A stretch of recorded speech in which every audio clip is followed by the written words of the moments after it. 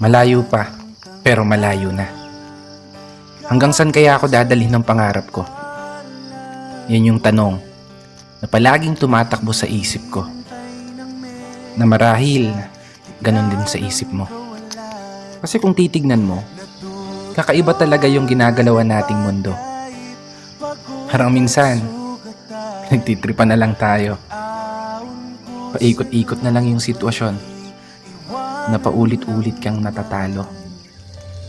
Oo, minsan, may araw na panalo ka, pero mas madalas pa rin yung nadedehado. May oras na gulong-gulo yung isip mo, may panahon naman na pumapabor sa gusto. Ganito siguro talaga yung ibig sabihin ng buhay. Hindi perpekto ang tempo, at lahat nakaayon lamang sa tiyempo. Pero kahit ganon, dapat magpasalamat pa rin tayo. Kasi isipin mo naman, sa likod ng napakaraming beses na pagkatalo mo, eto ka pa rin, nananatiling nakatayo, sinusubukang ipanalo.